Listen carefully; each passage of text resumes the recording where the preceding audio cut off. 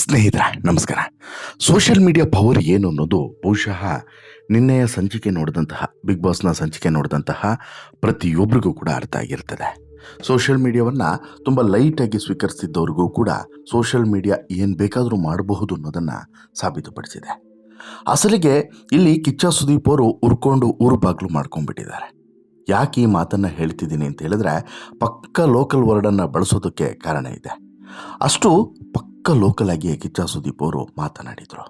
ಕಿಚ್ಚ ಸುದೀಪ್ ಅವರ ಲೆವೆಲ್ಗೆ, ಕಿಚ್ಚ ಸುದೀಪ್ ಅವರ ಅನುಭವಕ್ಕೆ, ಕಿಚ್ಚ ಸುದೀಪ್ ಅವರ ವಯಸ್ಸಿಗೆ, ಕಿಚ್ಚ ಸುದೀಪ್ ಅನ್ನುವಂಥ ಒಂದು ಹೆಸರಿಗೆ ಗೌರವ ತರುವಂಥ ಮಾತನ್ನು ಕಿಚ್ಚ ಸುದೀಪ್ ಅವರು ಶನಿವಾರ ಮಾತನಾಡಲಿಲ್ಲ ಅಂತ ಹೇಳಿಬಿಟ್ಟು ನಾವೆಲ್ಲರೂ ಕೂಡ ಎದೆ ಮುಟ್ಕೊಂಡು ಹೇಳ್ಬೋದು. ಕಾರಣ ಏನು ಅಂತ ಹೇಳಿದ್ರೆ, ಹೌದು, ಕಿಚ್ಚ ಸುದೀಪ್ ಅವರನ್ನು ಟೀಕೆ ಮಾಡಿದ್ರು. ಕಿಚ್ಚ ಸುದೀಪ್ ಅವರ ಚಪ್ಪಾಳೆ ಬಗ್ಗೆ ಟೀಕೆ ಮಾಡಿದರು. ಧ್ರುವಂತಿಗೆ ಕೊಟ್ಟಂತಹ ಕಿಚ್ಚನ ಚಪ್ಪಾಳೆ ಬಗ್ಗೆ ಟೀಕೆ ಮಾಡಿದ್ರು. ಅದೆಲ್ಲದಕ್ಕೂ ಕೂಡ ಒಂದು ಅರ್ಹವಾದಂಥ ಪ್ರಶ್ನೆ ಇತ್ತು. ಕಿಚ್ಚ ಸುದೀಪ್ ಅವರನ್ನು ಪ್ರಶ್ನೆ ಮಾಡೋದಕ್ಕೆ ಎಲ್ಲರಿಗೂ ಕೂಡ ರೈಟ್ಸ್ ಇತ್ತು. ಆದರೆ ಆ ರೈಟ್ಸನ್ನೇ ಪ್ರಶ್ನೆ ಮಾಡಿದಂಥ ಕಿಚ್ಚ ಸುದೀಪ್ ಅವರು ಒಂದು ರೀತಿಯಲ್ಲಿ ಪ್ರತಿಯೊಬ್ಬರಿಗೂ ಕೂಡ ಈ ಪ್ರಶ್ನೆಯನ್ನೆತ್ತಿದಂತಹ ಪ್ರತಿಯೊಬ್ಬರಿಗೂ ಕೂಡ ತಿರುಗೇಟನ್ನು ಕೊಡುವಂತಹ ಕೆಲಸವನ್ನು ಮಾಡಿದ್ರು. ನನ್ನ ಚಪ್ಪಾಳೆ ಬಗ್ಗೆ ತಲೆ ಕೆಡಿಸ್ಕೊಳ್ಬೇಡಿ ಅಂತಲೂ ಕೂಡ ಹೇಳಿದ್ರು. ಹಾಗಾದರೆ ಕಿಚ್ಚ ಸುದೀಪ್ ಅವರ ಚಪ್ಪಾಳೆ ಬಗ್ಗೆ ತಲೆ ಕೆಡಿಸ್ಕೊಳ್ಳೋದು ಬೇಡ ಅಂತ ಹೇಳಿದ್ರೆ ಕಿಚ್ಚ ಸುದೀಪ್ ಅವರ ಸಿನಿಮಾದ ಬಗ್ಗೆನೂ ಕೂಡ ತಲೆ ಕೆಡಿಸ್ಕೊಳ್ಳೋದು ಬೇಡ ಅಲ್ವಾ? ಕಿಚ್ಚ ಸುದೀಪ್ ಅವರ ನಿಲುವಿನ ಬಗ್ಗೆನೂ ಕೂಡ ತಲೆ ಕೆಡಿಸ್ಕೊಳ್ಳೋದು ಬೇಡ ಅಲ್ವಾ? ಕಿಚ್ಚ ಸುದೀಪ್ ಅವರ ಮುಂದಿನ ಪ್ರಾಜೆಕ್ಟ್ಗಳು, ಮುಂದಿನ ರಿಯಾಲಿಟಿ ಶೋಗಳು, ಮುಂದಿನ ಪ್ರತಿಯೊಂದು ಕಾರ್ಯಕ್ರಮಗಳನ್ನು ಕೂಡ ಜನ ನಿರ್ಲಕ್ಷ್ಯ ಮಾಡಬಹುದಾ? ಇಂಥದ್ದೊಂದು ಪ್ರಶ್ನೆ ಈಗ ಸೋಷಿಯಲ್ ಮೀಡಿಯಾದಲ್ಲಿ ದೊಡ್ಡ ಮಟ್ಟದಲ್ಲಿ ಬರ್ತಾ ಇದೆ. ಕಿಚ್ಚ ಸುದೀಪ್ ಅವರು ಆಡಿದಂಥ ಪ್ರತಿಯೊಂದು ಮಾತಿಗೂ ಮತ್ತೆ ಸೋಷಿಯಲ್ ಮೀಡಿಯಾದಲ್ಲಿ ಪ್ರತ್ಯುತ್ತರಗಳು ಹರಿದು ಬರ್ತಿದ್ದಾವೆ. ಬೆಂಕಿ ಚೆಂಡಿನಂಥ ಪ್ರಶ್ನೆಗಳು ಎದ್ದೆದ್ದು ಬರ್ತಿದ್ದಾವೆ. ಅಸಲಿಗೆ ಇಲ್ಲಾಗಿದ್ದೇನು? ಕಿಚ್ಚ ಸುದೀಪ್ ಅವರು ಆಡಿದಂಥ ಮಾತು ಜನರ ಮನಸ್ಸಿನಲ್ಲಿ ಟ್ರಿಗರ್ ಆಗೋದಕ್ಕೆ ಕಾರಣ ಏನು? ಎಲ್ಲವನ್ನು ಕೂಡ ಎಳೆಯಾಗಿ ನಿಮ್ಮ ಮುಂದೆ ಇಡ್ತಾ ಹೋಗ್ತೀನಿ. ಅದಕ್ಕಿಂತ ಮುಂಚೆ ನೀವಿನ್ನೂ ಕೂಡ ನಮ್ಮ ಚಾನಲನ್ನು ಸಬ್ಸ್ಕ್ರೈಬ್ ಮಾಡಿಲ್ಲ ಅಂದರೆ ದಯವಿಟ್ಟು ಕೂಡಲೇ ಸಬ್ಸ್ಕ್ರೈಬ್ ಮಾಡಿ ಸ್ನೇಹಿತರೆ. ಹೌದು, ನಾನು ಆರಂಭದಲ್ಲೇ ಹೇಳಿದಂತೆ ಸೋಷಿಯಲ್ ಮೀಡಿಯಾದ ಪವರ್ ಏನು, ಕದರ್ ಏನು ಅನ್ನೋದಕ್ಕೆ ಸಾಕಷ್ಟು ಸಲ ನಮಗೆ ಎಕ್ಸಾಂಪಲ್ ಸಿಕ್ಕಿದೆ. ಬಟ್ ಅದರಲ್ಲೂ ಕೂಡ ಈ ಬಿಗ್ ಬಾಸ್ ಅನ್ನುವಂಥ ರಿಯಾಲಿಟಿ ಶೋ ವಿಚಾರದಲ್ಲಂತೂ ಈ ಒಂದು ಸೋಷಿಯಲ್ ಮೀಡಿಯಾ ತುಂಬ ಆ್ಯಕ್ಟಿವ್ ಆಗಿ ಕೆಲಸವನ್ನು ಮಾಡಿದೆ. ಈ ಸೋಷಿಯಲ್ ಮೀಡಿಯಾದಲ್ಲಿ ಯಾವುದೇ ರೀತಿಯಾದಂಥ ಒಪಿನಿಯನ್ ಕ್ರಿಯೇಟ್ ಆಯಿತು ಅಂತ ಹೇಳಿದ್ರೆ ಅದೊಂದು ಪ್ರವಾಹದ ರೀತಿಯಲ್ಲಿ ಕ್ರಿಯೇಟ್ ಆಗುವಂಥ ಒಪಿನಿಯನ್. ಅದರಲ್ಲೂ ಕೂಡ ಬಿಗ್ ಬಾಸ್ನ ಬಗ್ಗೆ ಪ್ರತಿಯೊಂದು ವಿಚಾರವೂ ಕೂಡ ಸೂಕ್ಷ್ಮವಾಗಿ ಹ್ಯಾಂಡಲ್ ಮಾಡಬೇಕಾದಂಥ ಅವಶ್ಯಕತೆ ಎಷ್ಟರ ಮಟ್ಟಿಗೆ ಇದೆ ಅನ್ನೋದಕ್ಕೆ ಇದೊಂದು ಘಟನೆಯೇ ಸಾಕು ಅಂತ ಹೇಳಿ ಅನಿಸುತ್ತೆ. ಕಿಚ್ಚ ಸುದೀಪ್ ಅವರ ಪ್ರತಿಯೊಂದು ನಿಲುವುಗಳನ್ನು ಗೌರವಿಸುವಂತಹ ಮಂದಿಯೂ ಕೂಡ ಕಿಚ್ಚ ಸುದೀಪ್ ಅವರನ್ನು ಪ್ರಶ್ನಿಸುವಂತಹ ಮಟ್ಟಕ್ಕೆ ಇಳಿತಾರೆ ಅಂತ ಹೇಳಿದ್ರೆ ಕಿಚ್ಚ ಸುದೀಪ್ ಅದೆಂತಹ ತಪ್ಪನ್ನು ಮಾಡಿರಬಹುದು ಅನ್ನೋದನ್ನು ಅವರು ಆಲೋಚನೆ ಮಾಡಬೇಕಾಗಿತ್ತು. ನಾನೇ ಸರಿ, ನನ್ನ ನಿರ್ಧಾರವೇ ಸರಿ ಎನ್ನುವಂಥ ಅಹಂಕಾರದಿಂದ ಮೆಹರಿರ್ತಿರುವಂತಹ ಕಿಚ್ಚ ಸುದೀಪ್ ಅವರು ತೆಗೆದುಕೊಂಡಂಥ ಒಂದೇ ಒಂದು ನಿಲುವು ಇವತ್ತು ಅವರಿಗೆ ತಿರುಗುಬಾಣ ಆಗೋದ್ರಲ್ಲಿ ಯಾವ ಅನುಮಾನವೂ ಕೂಡ ಇಲ್ಲ. ಇನ್ಫ್ಯಾಕ್ಟು ಕಿಚ್ಚ ಸುದೀಪ್ ಅವರ ಅಪ್ಪಟ ಅಭಿಮಾನಿಗಳಿಗೆ ಈ ಸ್ಟೋರಿ ಸ್ವಲ್ಪ ಕಸಿಬಿಸಿ ಅಂತೇಳಿ ಅನಿಸಿದ್ರು ಕೂಡ ನಿಜವಾಗ್ಲೂ ಕೂಡ ನೀವು ಈ ಸ್ಟೋರಿಯನ್ನು ಕೊನೆವರೆಗೆ ನೋಡಬೇಕು. ನೀವು ಈ ಸ್ಟೋರಿ ನೋಡಿದ ಬಳಿಕ ನಮ್ಮ ಆತ್ಮವಿಮರ್ಶೆಯನ್ನು ನಾವು ಮಾಡಿಕೊಳ್ಳೇಬೇಕು. 100% ಯಾರೂ ಕೂಡ ಪರ್ಫೆಕ್ಟ್ ಅಲ್ಲ, ಎಲ್ಲರೂ ಕೂಡ ತಪ್ಪು ಮಾಡ್ತಾರೆ. ಬಟ್ ಆ ತಪ್ಪನ್ನು ತಿದ್ದಿಕೊಳ್ಳುವಂಥ ಅವಕಾಶ ಇದ್ದಾಗ ತಿದ್ದಿಕೊಳ್ಳೋದು ಒಳ್ಳೆಯದು. ಆದರೆ ತಿದ್ದಿಕೊಳ್ಳದೆ ನಾನು ಮಾಡಿದ್ದೇ ಸರಿ, ನನ್ನ ನಿಲುವೇ ಸರಿ, ನನ್ನ ನಿರ್ಧಾರವೇ ಸರಿ ಅಂತೇಳಿ ಹೇಳೋದು ಮೂರ್ಖತನದ ಪರಮಾವಧಿ ಆಗ್ತದೆ. ಇಲ್ಲೂ ಕೂಡ ಹಾಗೆ ಆಗ್ತಿದೆ. ಕಿಚ್ಚ ಸುದೀಪ್ ಅವರು ಕಳೆದ ವಾರ ಧ್ರುವಂತಿಗೆ ಸೀಸನ್ನ ಚಪ್ಪಾಳೆಯನ್ನು ಕೊಟ್ಟಿದ್ದು ನಿಮ್ಮೆಲ್ರಿಗೂ ಕೂಡ ಗೊತ್ತೇ ಇದೆ. ಮೊಟ್ಟ ಮೊದಲ ಕಿಚ್ಚನ ಸೀಸನ್ನ ಚಪ್ಪಾಳೆ ಇದು ಅಂತ ಹೇಳ್ಬಿಟ್ಟು ಪೋಸ್ಟರ್ ಕೂಡ ಮಾಡಲಾಗಿತ್ತು. ಆದರೆ ಇದೇ ಪೋಸ್ಟರ್ ನಂತರ ಬದಲಾಯಿತು. ಬಹುಶಃ ಇದು ಕಿಚ್ಚ ಸುದೀಪ್ಗೆ ಅರಿವಿಗೆ ಬರಲಿಲ್ಲ ಅಂತೇಳಿ ಅನಿಸುತ್ತೆ. ಈ ವಿಚಾರದ ಬಗ್ಗೆ ಸಿಕ್ಕಾಬಟ್ಟೆ ಚರ್ಚೆ ಆಗಿತ್ತು. ಅಶ್ವಿನಿಗೆ ಕೊಟ್ಟಂಥ ಚಪ್ಪಾಳೆ, ಧ್ರುವಂತಿಗೆ ಕೊಟ್ಟಂಥ ಚಪ್ಪಾಳೆ. ಧ್ರುವಂತಿಗೆ ಈ ಚಪ್ಪಾಳೆ ಬಂದಂಥ ಕೆಲವೇ ದಿನಗಳಲ್ಲಿ ಮಿಡ್ ವೀಕ್ ಎಲಿಮಿನೇಷನ್ ಮೂಲಕ ಧ್ರುವಂತ ಹೊರಗಡೆ ಬಂದಿತ್ತು. ಇನ್ನು ಯಾವ ಪುರುಷಾರ್ಥಕ್ಕೆ ಧ್ರುವಂತಿಗೆ ಕಿಚ್ಚನ ಚಪ್ಪಾಳೆ ಕೊಟ್ಟರೋ ಅನ್ನುವಂಥ ಪ್ರಶ್ನೆ ಮತ್ತೆ ಹುಟ್ಟಿತ್ತು. ಈ ಎಲ್ಲ ವಿಚಾರಗಳ ಬಗ್ಗೆ ಸಾಕಷ್ಟು ಚರ್ಚೆಗಳು ಕೂಡ ನಡೆದಿದ್ವು.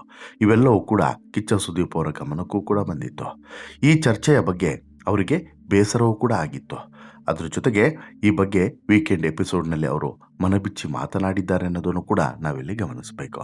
ಹೌದು, ಧ್ರುವಂತ್ ಬದಲಿಗೆ ಗಿಲ್ಲಿಗೆ ಸೀಸನ್ನ ಚಪ್ಪಾಳೆಯನ್ನು ಕೊಡಬಹುದಾಗಿತ್ತು ಅನ್ನೋದು ಅನೇಕರ ಅಭಿಪ್ರಾಯ ಆಗಿತ್ತು.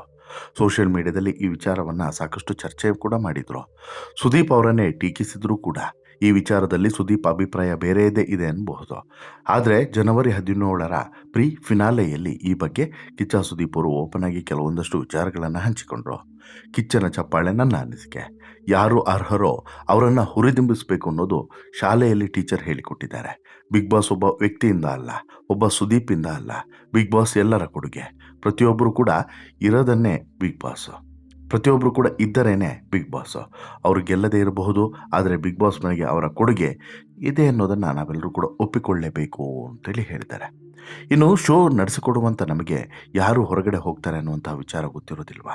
ಹಾಗಿದ್ರೂ ಕೂಡ ಕೊಟ್ಟಿದ್ದೀವಿ ಅಂತ ಹೇಳಿದ್ರೆ ಅದಕ್ಕೆ ಅರ್ಥ ಇದೆ. ಗೆಲ್ಲೋರು ಯಾರೇ ಇರಬಹುದು, ಎಲ್ಲರ ಕಾಂಟ್ರಿಬ್ಯೂಷನ್ ಇದೆ ಎಂದಾಗ ನ್ಯಾಯವಾಗಿ ಮನಪೂರ್ವಕವಾಗಿ ಧ್ರುವಂತಕ್ಕೆ ಕೊಟ್ಟೆ ಅಂತಲೂ ಕೂಡ ಹೇಳ್ತಾರೆ. ಚಪ್ಪಾಳೆ ವಿಚಾರದಲ್ಲಿ ಜೀವನವನ್ನೇ ಜಾಲಾಡಿ ಬಿಟ್ರಲ್ಲ ಅಂಥೇಳಿ ಕಿಚ್ಚ ಇಲ್ಲಿ ಬೇಸರವನ್ನು ಹೊರಗಡೆ ಹಾಕ್ತಾರೆ. ಇಲ್ಲಿ ಕಿಚ್ಚ ಇವೆಲ್ಲ ಮಾತುಗಳನ್ನು ಹೇಳಿದ್ದು ಒಂದು ಭಾಗವಾದರೆ, ಕೊನೆಗೆ ಆಡಿದಂಥ ಒಂದು ಮಾತು ಎಲ್ಲರ ಆಕ್ರೋಶಕ್ಕೆ ಗುರಿಯಾಯಿತು. ಇಲ್ಲಿ ಕಿಚ್ಚನ ಚಪ್ಪಾಳೆಯಲ್ಲಿ ತಲೆ ಕೆಡಿಸ್ಕೊಳ್ಬೇಡಿ, ನೀವು ಕಿಚ್ಚನ ಚಪ್ಪಾಳೆಯ ಬಗ್ಗೆ ನೀವು ತಲೆ ಕೆಡಿಸ್ಕೊಳ್ಬೇಡಿ. ನಮ್ಮದು ಉದ್ಧಾರ ಮಾಡುವಂಥ ಚಪ್ಪಾಳೆ, ಹೊರಗೆ ತಟ್ತಾ ಇರೋದು ಹಾಳು ಮಾಡೋ ಚಪ್ಪಾಳೆ.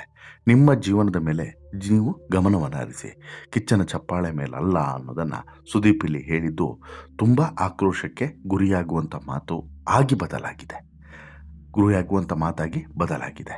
ಯಾಕೆ ಅಂತ ಹೇಳಿ ಹೇಳಿದ್ರೆ, ಇಲ್ಲಿ ಕಿಚ್ಚ ಸುದೀಪ್ ಅವರು ಹೇಳೋ ಪ್ರಕಾರ ಕಿಚ್ಚನ ಚಪ್ಪಾಳೆಯ ಬಗ್ಗೆ ಯಾರೂ ಕೂಡ ತಲೆ ಕೆಡಿಸ್ಕೊಳ್ಬಾರ್ದಂತೆ.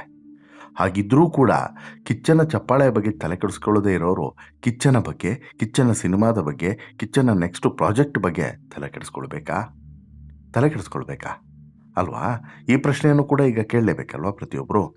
ಕಿಚ್ಚನ ಚಪ್ಪಾಳೆಯ ಬಗ್ಗೆ ತಲೆ ಕೆಡಿಸ್ಕೊಳ್ಬೇಡವಾ?